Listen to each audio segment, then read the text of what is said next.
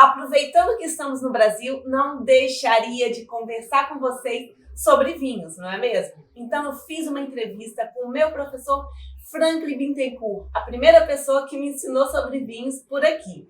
Falamos sobre 3 coisas super legais: a história dos vinhos do Brasil, a diferença dos vinhos nacionais para dos outros países e também como que está esse mercado, a projeção para os próximos 10 anos. Então fica comigo que está super legal a entrevista.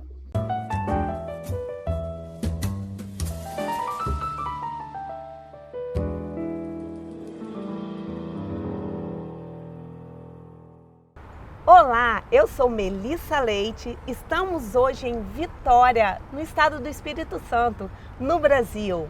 Se você não está inscrito no canal, se inscreve, porque estamos fazendo vários vídeos super bacanas para você que, como eu, adora conversar sobre vinhos. Hoje vamos ter uma presença de uma pessoa super especial, o professor Franklin Bittencourt. Ele é sommelier profissional, idealizador da Académie du Vin. Professor, muito obrigada por estar conosco hoje. Agora me fala uma coisa, o que é exatamente a Académie du Vin?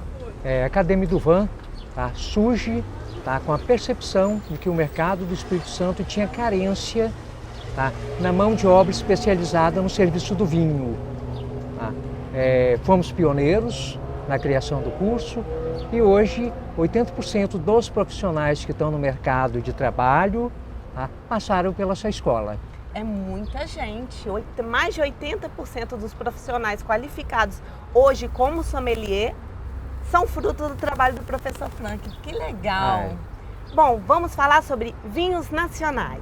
Como é o consumo do vinho nacional pelo brasileiro, a história do vinho nacional e como está o nosso mercado brasileiro no mundo? Bom, a história do vinho no Brasil, o início se dá no ano de 1532, com a chegada dos portugueses ao Brasil. Martim Afonso de Souza tenta cultivar videiras em São Paulo. Não é bem sucedido e várias outras tentativas foram acontecendo. Vieram os açorianos, os jesuítas. Finalmente, lá pelo ano de 1839, foram introduzidas videiras americanas no Brasil. Americanas, ou seja, uva da variedade Labrusca. Antes disso, o pessoal gostava mesmo era de tomar destilado, a nossa cachaça, né? Sim. E a cerveja, que também se adaptou muito bem ao nosso clima, que é muito quente. Isso. A cachaça foi no período imperial do Brasil. Curiosamente, talvez nem os espanhóis saibam, a história da cachaça no Brasil foi baseado em produção de destilado da Espanha. É mesmo? Eles produziam destilado de uva e tinha alguns espanhóis junto com os portugueses aqui na época e começaram quando perceberam que a cana fermentava, então se você tem uma bebida fermentada, você vai destilar e vai obter um destilado. E a partir daí eles começam a fazer, o primeiro nome foi cagaça. O nome cachaça foi registrado, como foi conhaque, como foi champanhe, mas muito recentemente. Assim começamos. Isso. O consumo de álcool, né? Consumo de álcool no Brasil. Mas continua com a questão das videiras. Vieram da América? Então, as primeiras sim vieram da América, da variedade Labrusca. Foi um alemão que estava no Brasil, chamado Thomas Messier. E ele introduz as vinhas americanas por volta de 1839. Se adaptaram muitíssimo bem ao solo do Brasil e logo se proliferou. Mas isso começou logo no sul do país? No sul do país. Porque a gente tem muito essa percepção, como teve a questão da imigração dos italianos para cá, a gente pensa que veio da Itália, né? Mas na verdade não foi bem assim. Não foram iniciativa alemã. Aí sim, com os italianos, a partir de 1870, começa a chegar a imigração italiana no Brasil, aí já trazem vinhas europeias, que é vitivinífera, e a técnica e a cultura de se produzir vinho como o italiano faz na Europa. Então, a partir de 1870. Professor, tem outra pergunta para o senhor. Tenho muita curiosidade para saber sobre as regiões vinícolas aqui do Brasil. Como é que está isso? Isso está legislado? Sim, hoje nós já temos IP, indicação de procedência, e as DOs. Isso é pela Embravin, não é? Ela é uma das organizadoras dessas classificações, tá? Mas hoje essas denominações elas estão presentes no sul do país, na região do Rio Grande do Sul, Santa Catarina, especificamente nessas duas regiões. Então, porque eu tenho conhecimento de que existem regiões vinícolas no sul do país e também no Vale do São Francisco. Me fala um pouquinho sobre isso, que é bem interessante essa questão. Então, né? É uma região atípica no Brasil para a produção de vinhos. Tá? Não tem o que o francês chama de terroir apropriado. No entanto, se produz um tipo de vinho que pelo menos atende o mercado do Brasil. Eu tive numa vinícola há pouco tempo em Portugal, inclusive a gente tem vídeo sobre isso, da vinícola de Cabris. E lá eles me falaram que tem a Global Wine, que também tem vinhos que produzem no Vale do São Francisco, a Rio Sol. Me disseram que a vindima são 3 vezes por ano, é isso mesmo? Isso, contrariando tudo que o mundo da enologia fala, a gente sabe que as vinhas, o ciclo vegetativo é anual. Sim. Exceto na região de São Francisco, que o ciclo tem até 3 colheitas por ano. Isso tem que ser muito bem controlado, né, para poder aportar a qualidade dos chamado vinhos. de poda invertida, né? Você faz uma poda invertida e colhe em diferentes tempos do ano, porque tradicionalmente se colhe uvas no verão, que no Brasil seria janeiro, fevereiro e março, e lá até 3 colheitas anuais. É totalmente diferente do tipo de uva que é produzido no sul do país, que é onde tem a maior quantidade de vinícolas, não é? Exatamente. A situação de produção de uvas e de vinhos totalmente atípico, até considerando o resto do mundo. Eu acho que ainda temos muito que desenvolver nessa região Nordeste. Agora, falando mais com relação a esses vinhos que já são há muitos anos produzidos no Sul, eu vi que a variedade das uvas que são produzidas aqui são essas que a gente já tem um pouco de contato, por exemplo, com os vinhos do Chile, da Argentina, o Malbec da Argentina, o Carmenere no Chile, inclusive também tem bastante vinhos aqui nacionais da Tempranillo da Espanha, não é? É engraçado isso porque a gente está produzindo aqui coisas que a gente já costuma beber de outros países, não é? Inclusive, lembrei de uma coisa. Temos um vídeo sobre variedade de uvas. Depois vocês conferem lá para entender um pouquinho sobre essas variedades que eu estou falando aqui. Agora eu quero saber do senhor, professor. São só essas uvas ou tem mais? Olha, até contrariando o que o mercado espera do Brasil, a nossa cultura enológica é italiana. Ah, sim? É italiana, tá? Porque o português fez a primeira tentativa, mas quem introduz a cultura enológica no Brasil foram os italianos. Então, o que o mundo espera do Brasil? Tá? Que faça vinhos com uvas italianas. Fica difícil de concorrer com Chile e Argentina no nosso lado, sim, que cultiva uvas francesas, sabendo que nós temos um custo de produção muito maior. Tá? A qualidade deles é superior à nossa e o preço da nossa superior. Então isso dificulta a comercialização e até a entrada do vinho brasileiro no mercado internacional. Sim, porque essas uvas internacionais que são plantadas nesses países realmente já tem muito mais história, muito mais anos do que as que são feitas aqui. Exatamente. Né? Aqui eles têm um terroir apropriado, tá? Chile e Argentina têm um clima seco, tá? Que dificulta o aparecimento de doenças à base de fungos, ao contrário da nossa situação. Nós temos umidade. Tá? E umidade requer manejo mensal, enquanto a Argentina e Chile faz em média 2, 3 manejos por ano, o Brasil faz pelo menos 12 por ano. Nossa. Isso aumenta muito o custo da produção da uva e depois custo de produção do vinho também no Brasil é caro. Então, professor, quer dizer que além dessas uvas internacionais que os nossos países vizinhos plantam e que a gente também planta. Nós temos uvas italianas aqui no Brasil? Quais, por exemplo? Essa é a nossa expectativa, né? Já que herdamos cultura italiana, nós temos Glera, que é Prosecco, tá? Grechetto, Bianco, Malvasia, Moscato, Peverella, tá? Pinot Grigio, Ribolla Gialla, Trebbiano, Barbera, Lagren, Lambrusco, Marzenino, Montepulciano, tá? Nebbiolo, Pignolo, Nossa, é muita! Sangiovese. Isso tudo no sul do país? Tudo no sul do país. Isso aí pode considerar que são famílias descendentes de italianos que procurando preservar a cultura deles, tá? Vem cultivando essas uvas e eu vejo que esse é o caminho que o Brasil tem que trilhar. Então estão no caminho certo, né? Isso porque também a Serra Gaúcha faz parte do Paralelo 3050, que é um lugar ótimo para a plantação de videiras. Me fala um pouquinho sobre esse Paralelo 3050.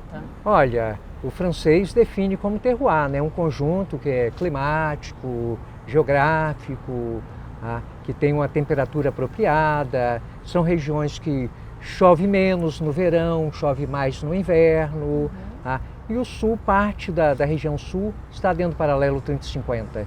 Ou seja, estamos falando de boa qualidade de uvas e vamos ter também boa qualidade de vinhos, não é mesmo? É isso que se espera do Brasil, tá? E falando em boa qualidade de vinhos, eu sei que já existe um vinho, um tipo de vinho específico que o Brasil já está sendo reconhecido, é o espumante. O Brasil está ganhando prêmios internacionais no mundo todo com os espumantes que estamos fazendo aqui. Agora eu tenho uma dúvida. Eu queria saber se isso vem pelo hábito de consumo do brasileiro ou pela própria climatologia do país. Podemos ligar diretamente à climatologia, porque temos uma região fria, com chuva em abundância e tudo que você precisa para produzir espumante, tá? Menos sol, mais frio. Tá? Então nós temos um clima apropriado. Como o champanhe, tá? Nós temos pouca hora sol, muita hora de chuva e de frio. Então nós temos toda a condição técnica para se produzir espumante. Para espumante a gente precisa de muita acidez para dar frescura ao espumante. O vinho básico com uma boa acidez é a base perfeita para qualquer espumante, Isso né? aí. Então estamos no caminho certo, né, professor? Sim, com relação ao espumante, estamos trilhando o caminho perfeito. Tá?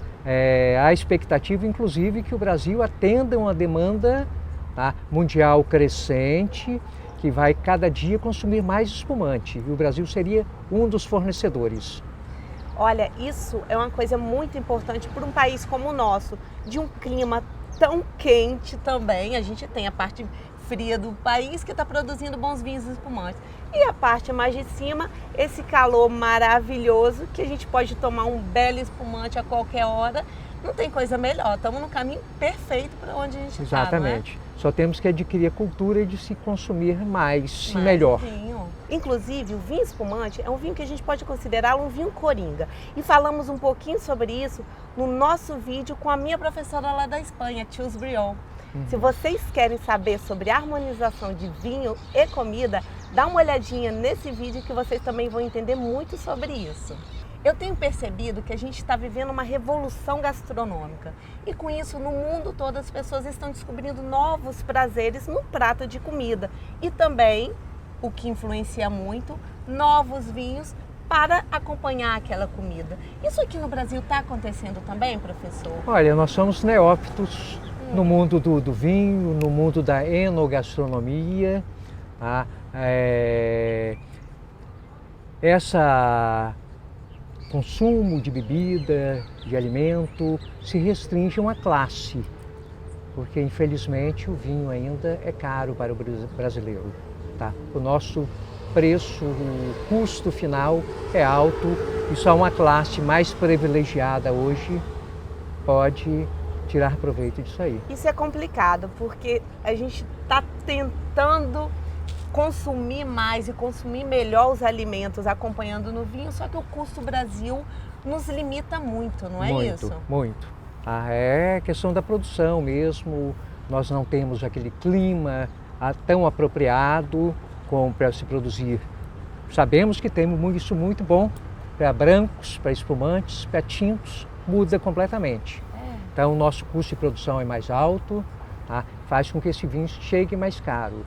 Quando o assunto é importado, tá? A taxação de impostos no Brasil está muito acima, enquanto na Europa tá? O vinho é tratado como alimento, para nós é tratado como bebida alcoólica.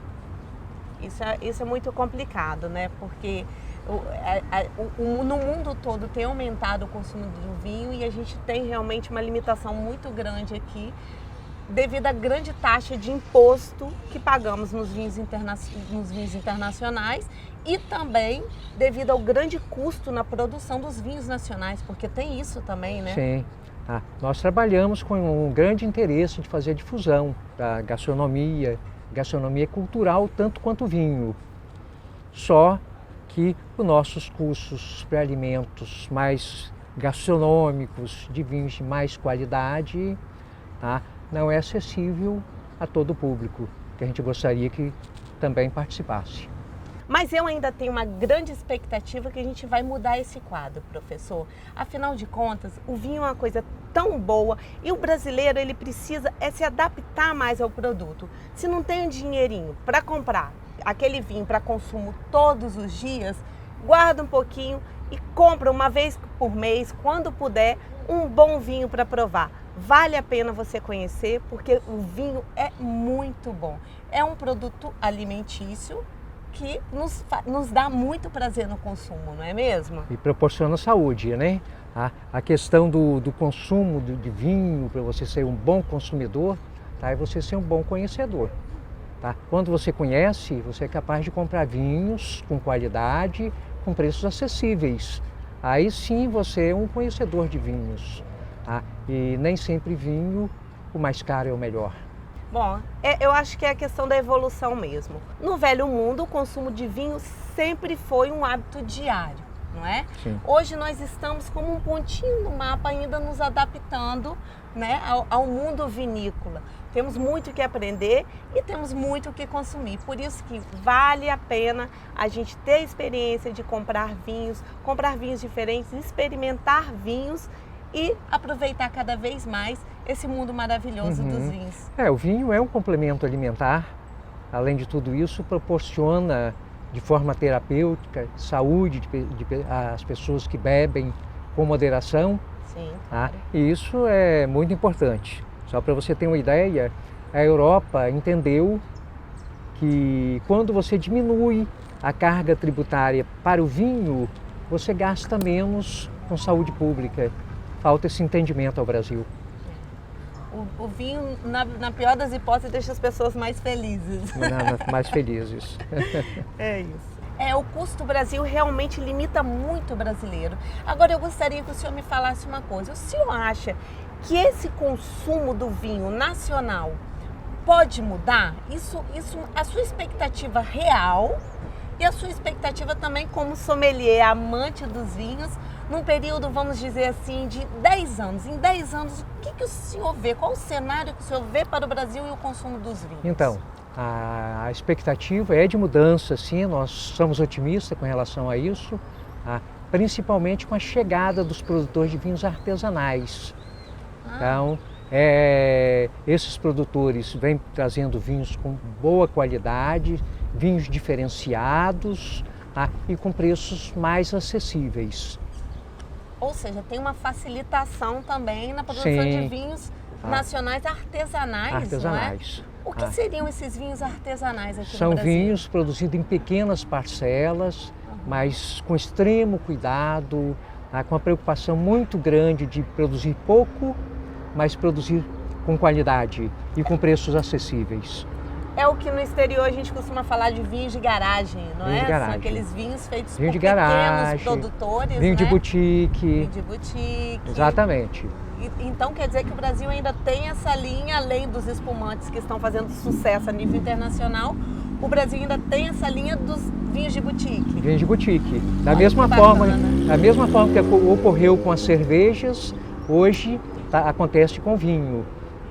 E isso aumenta uma expectativa muito boa acreditamos que daqui 10, 15 anos nós temos muito mais cultura enológica, cultura de se consumir vinho de forma responsável. A expectativa é a melhor possível. Hoje no Brasil, felizmente, nós temos cursos de formação de sommelier, de formação, cursos de vinho para as pessoas que querem beber melhor. E a gente vem fazendo com que o vinho se torne mais popular. Vislumbramos um crescimento nesse período e que vai ser rico para o país, na questão enogastronômica. Isso aí é uma questão muito interessante. Eu tenho avaliado como é que isso tem se desenvolvido aqui no Brasil. Eu, por exemplo, o primeiro curso que eu fiz aqui no estado do Espírito Santo, no Brasil, foi com o senhor em 2014, olha só. No Senac, né? No Senac. Foi quem realmente me ensinou essa paixão toda que eu tenho pelo vinho. E com isso eu fui para a Europa, já tem 4 anos que eu estou na Europa. Lá eu aprendi um pouco mais sobre vinho e estou aprendendo diariamente e sempre vendo como isso está desenvolvendo. Aqui no Brasil, quando eu saí daqui, tinha algumas confrarias, o curso com o professor, que sempre foi um pioneiro com relação a isso, e agora já tem vários cursos de sommelier aqui.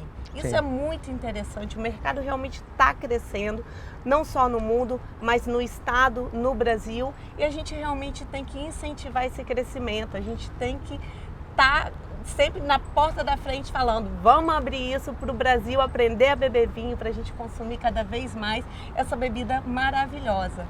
Professor, eu só tenho mesmo a agradecer ao senhor por tudo que o senhor me ensinou, por tudo que o senhor ensina para todas essas pessoas que estão nos assistindo, para todos os seus alunos. Muito obrigada por participar e espero ter outras conversas como essa e poder assimilar um pouquinho desse conhecimento. Eu quero te dizer que eu fico feliz e orgulhoso por ter uma Melissa na Espanha, já tenho uma aluna também trabalhando em Portugal e em breve vai ter uma na Bélgica. Olha que bacana. Então, você ter a satisfação de ver que seu trabalho está sendo produtivo, que você está disseminando a cultura do vinho, que você está proporcionando renda e felicidade para essas pessoas. Felicidade acima de tudo para a gente, então, que estamos falando do vinho. Felicidade para você que está assistindo aqui com a gente. Professor, muito, muito obrigada mesmo. Grato pela oportunidade. Muitas graças, como dizem na Espanha. É isso. E você, lembra, se gostou do vídeo, meu joinha, se inscreve no canal, não perde, nós estamos fazendo vários vídeos super bacanas para você que, assim como eu, é apaixonado pelo mundo dos vinhos. Segue comigo e a gente se vê no próximo vídeo. Tchau! Gravação das variedades 2. Ó, vai passar outro. Deixa passar. Pera. Porque senão... Paramos de rir. Vamos lá. Então, professor...